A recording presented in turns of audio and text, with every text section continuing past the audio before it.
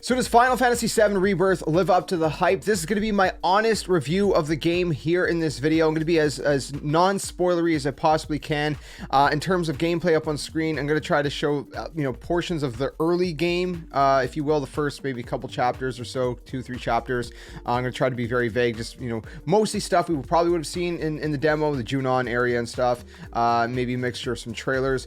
Again, I'm going to try to be very careful with this as best as I can. I don't want to spoil it for anyone, but at the same time, I want to try to indirectly touch on certain things because there's obviously certain things that we're gonna have to talk about, regarding and relating to the first game, but we're not going to spoil it. Like, for example, that Aerith scene, right? Am I going to talk about it very vaguely? I'm not going to tell you what happens, but I will kind of, generalize it, if that makes sense. So again, it's going to be in as a non-spoilery way as it possibly can. So if you do enjoy this one, leave it a like, subscribe for more. Let's go ahead and jump into this because this is a big one to tackle, man. First things first, I know everyone's going to be wondering how long does it take to beat the game. If you were to play it on easy mode and you were to do only main story stuff, it's probably going to take you a minimum of 30 hours. I mean, this is a massive game. I know normally people say that, and okay, for just to give you context, for me personally, whenever people are like, oh, this game takes 40 hours to beat, I usually beat in like 20 or something like that, like usually half the time, or like significantly less than what people, other outlets say. That said, this took me like 35 hours. I did do some side quest stuff because I wanted to get the right date at the Golden Saucer. If you've never played the original game, basically there's going to be a point that's going to come that you can basically go on sort of like a date with one of the characters, whether it's a friendly date or a romantic date, depends on which, who the character is. And so I wanted to get a specific one, and you can kind of do that in the original game, but this one's a lot easier. At any point you can push the L1 button, you can see this like smiley face or maybe a frowny face depending on the affinity of each character above their names, above their heads. And what you can do is, the way to increase that is a lot of it is based on dialogue. There's going to be optional dialogue you're going to be going through, and choosing the right options is going to increase it. Also, there's side quests that are linked to specific characters, and doing those side quests is also going to increase it. You don't really know which ones are tied to each character unless you look it up, but anyways, it's a lot better than what it was in the original game because you have a little bit more control and you can kind of focus it a little bit more if you want to go after, have a certain scene, because again, there's many different characters it could be. That said, in terms of the character roster, of course, we have the returning characters from the original game, Final Fantasy VII Remake, that, obviously are stronger than ever. But then we have some new characters being introduced, like Kate Sith, for example.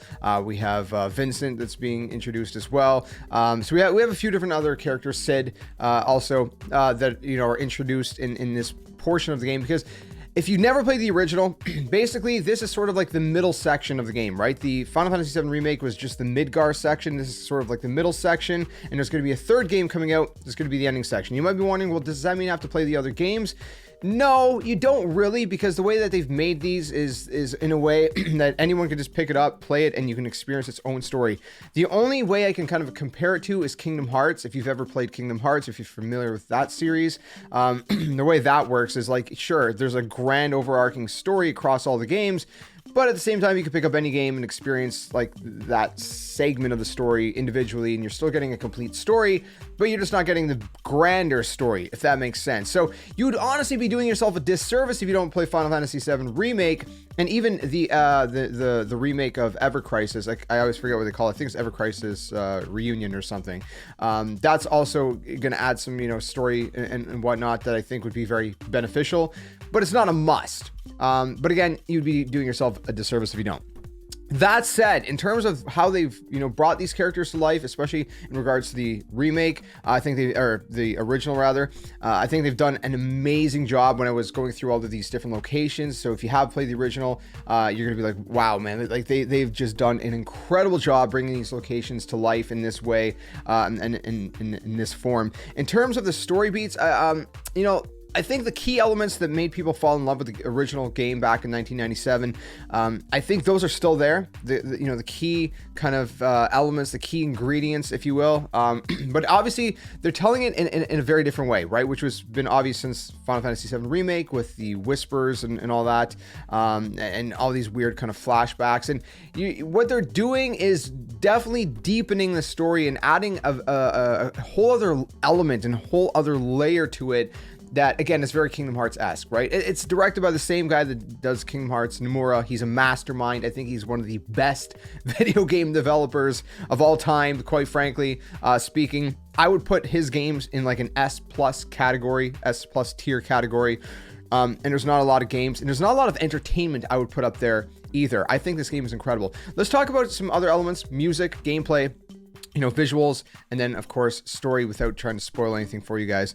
Music is fantastic. What can I say? The music, the score is so fitting.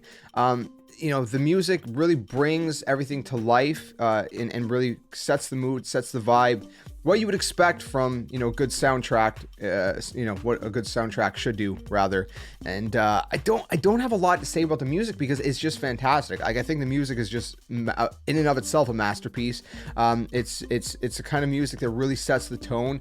There's times where the music sets a tone of anticipation, especially if you played the original game. There's some music during chapter 13. There's 14 chapters in this game, so the second to last chapter, and the music sets the tone with if you've played the original game, you're kind of like wondering, okay, are they kind of like trying to hint at something here with the music, and you're always questioning things, right, based on the music and based on the story even, and how that kind of interacts with each other.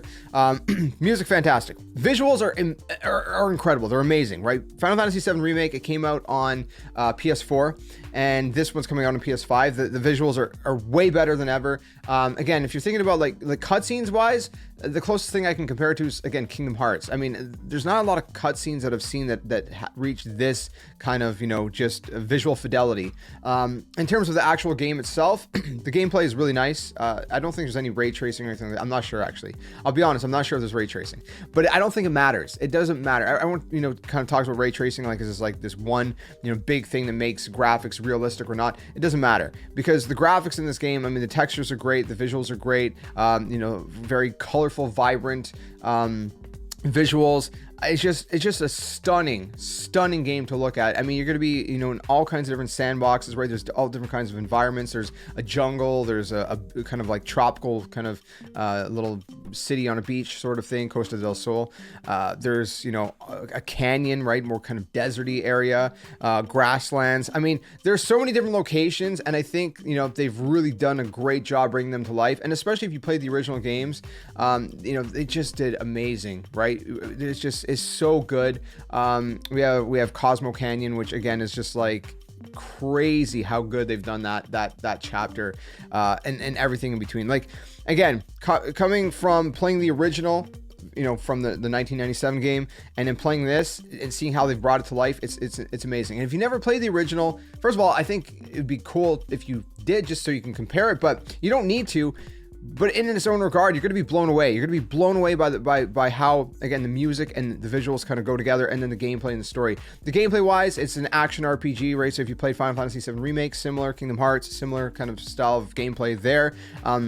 Lots of different kinds of things you can get. You can buy, right, different kinds of potions, right? You can upgrade. There's a whole kind of skill tree that kind of unlocks that you can kind of utilize to increase your each party member's abilities. That there's this new kind of like synergy element to this game that was not in Final Fantasy VII Remake, where you can kind of do certain kind of duo kind of I guess abilities, if you will, for lack of a better word. Like, you can do things as a duo, synergy kind of actions, I guess, if you will. And those can do a variety of different things, right? It can increase for a temporary time how much ATB you're filling up, which is a bar that allows you to do kind of special moves, and also the bar that you need to be filled in order to use potions or items, rather, and different abilities, things like that. So those will fill up quicker, or maybe it'll just be like, it'll be a synergetic sort of attack on the enemy, or it might increase your MP for a short time. There's all these different kinds of synergies, and there's a wide variety of different combinations. And again, you can unlock a lot of these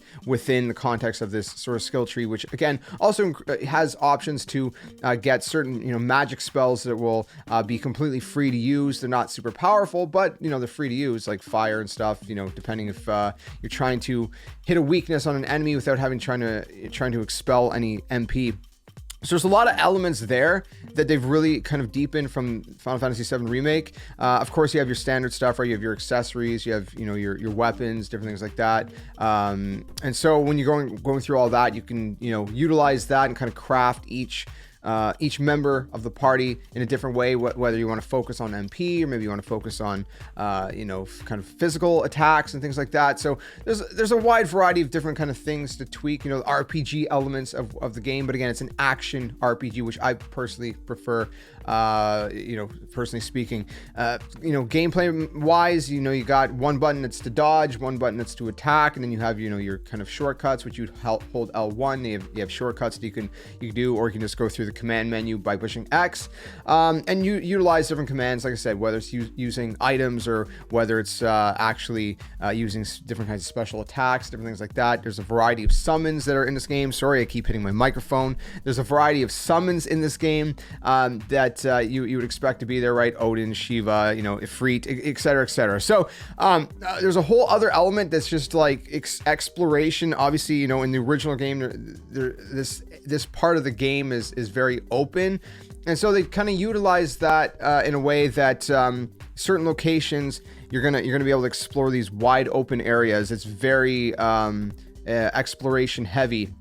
And then, of course, there's other areas that you're going to get to that are more focused, more linear in nature. So I think they kind of balance that very, very well. In the more open areas, there's chocobos that you can acquire, and each area has a different way to acquire said chocobo, and each chocobo have different abilities. In the Junon region, for example, chocobos are able to scale certain walls. In other regions, maybe they can jump higher or something. Like there's a wide variety of how chocobos are used.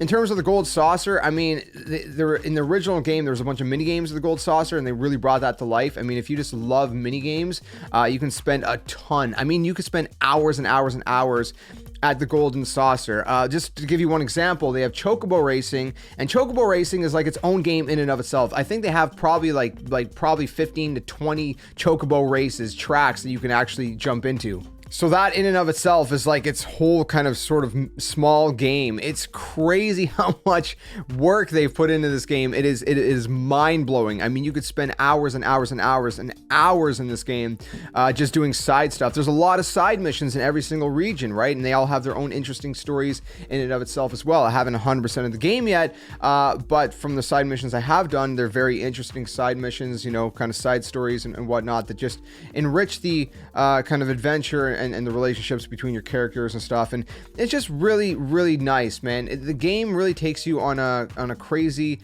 emotional roller coaster, right? It's like, friends. It really, at the end of the day, I think the main topic is relationships, right? There's a lot being explored with different relationships, right? Friendships, whether it's ones within the context of this group, right? Cloud, Tifa, Barrett, et cetera, et cetera.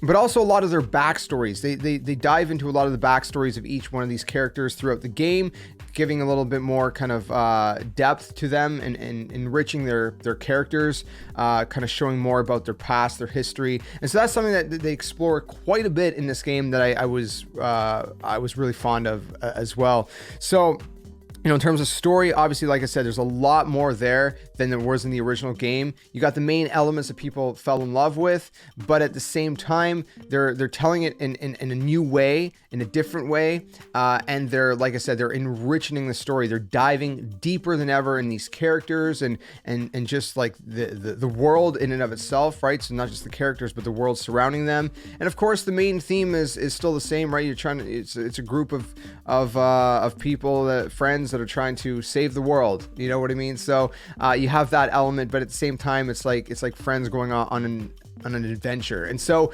there's so many different elements there that comes into play. It's really hard to put into words, quite frankly, and I would spend way more time than I would like to spend in this video, kind of trying to even find the right words. But I think they did a fantastic job. I think, like I said, story-wise, if you're a fan of the original game, you're going to see certain beats and certain elements that you're going to be like, wow, they really brought this to life. But at the same time, it's going to leave you wondering, are they going to do this? Are they going to do that? Like I said, the Aerith scene. You just don't know if it's coming or not. You don't know if they're going to do it, if they're going to do it the same way, if they're not going to do it at all. You're constantly questioning as you're progressing through the game, especially as you're getting to that segment of the game. You're wondering, what are they actually going to do? And that's one thing I think they pulled off really well, you know, especially for fans that played the original game and were like, you know, they were expecting certain beats throughout the game. They did a great way of hitting certain beats that you would want to be there, but at the same time, always questioning, are they going to hit other beats? Like I said, the big one being that Aerith scene that we just never know. We never know what's coming and if it's even coming at all. And that, I like that element of wonder, and I really like what they did with this game. I really like with how they told the story, especially since, because again, it's not completely original. We've played this story, you know, in a sense in 1997 in that original game. And so the way they retold the story, I think, is just masterful.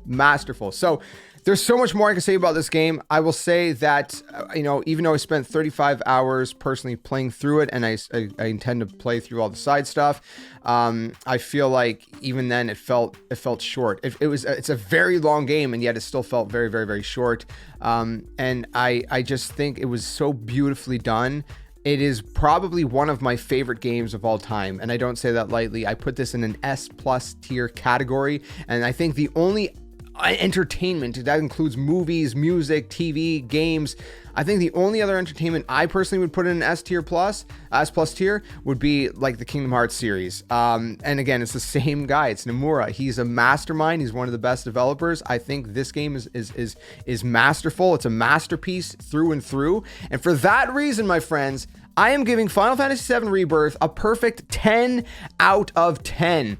It's rare that I give games a perfect score, and I'll be honest, there's a couple parts in the game that I found tedious when it has to do with like moving boxes around that is just kind of slow. There's certain elements of the game that felt like it slowed the game down too much, and for that reason I considered dropping the score, but the game is just too good that even that doesn't get in the way for me. That is my only gripe really with the game, and even then it doesn't get in the way. It's a perfect 10 out of 10. It is a masterpiece. I think it is I don't care what comes out this year. Like, I don't care what comes out this year.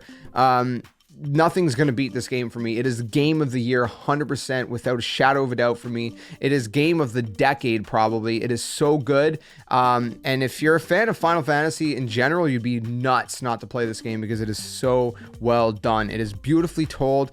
Like I said, the environments are so rich that they've enriched this and deepened the story, and even the backstory of the individual characters, but also as a unit, as together. And again, this is not the end. There's a third installment to kind of finish off the Final Fantasy VII saga, if you will. And I'm really, really, really anxious to see and anticipating this, you know, see how they're going to pull that off, because the last chunk of the game from this point forward is it gets, in the original, it gets pretty dark. It gets pretty edgy. So I cannot wait to see how they're going to do it.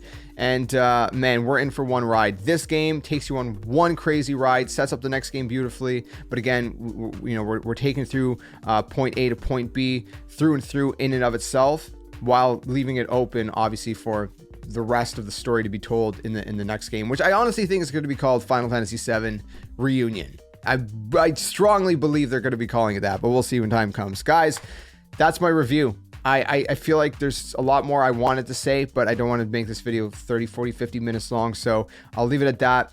I can't say good enough things. It is great. At the end of the day, I think it's just wonderfully told, and it's one of my favorite games. It's become one of my favorite games. Final Fantasy VII original, I loved it, but this, man, this is next level, guys. I'm telling you, it's crazy, and you're getting your money's worth. There's so much content. It's unbelievable. Like I said, there's a lot to explore in these open worlds. Chadley, by the way, one thing I forgot to mention, Chadley has a bunch of kind of things for you to do, right? Activate certain kind of towers, find these different kind of life stream pools, all these different kinds of things. There's a lot to explore in the open world as well, that kind of increases your points with Chadley in a specific region, and then you can also use that to develop, you know, new materia and different things like that. So and he has his combat simulator that has come back as well. I mean, there's so much, dude. It's crazy. This game is huge. It is the most ambitious game, and I think, you know, with a lot of games that try to be this ambitious, they usually kind of fall flat in some places, but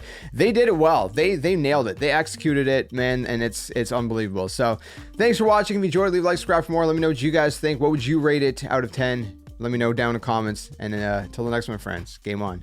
Thanks for watching. Hey you! What are you doing? Join the Skeleton Army! Do it today! Don't wait till tomorrow, because tomorrow might never come. The Earth is gonna fade, that's inevitable. The next second of your life's not even promised, so you better think about where you're going, and you might as well just join the Skeleton Army. Plus, we do kind of like you a little bit, so it'd be nice to see you around here. But if you don't want to, hey, you're lost. See you later.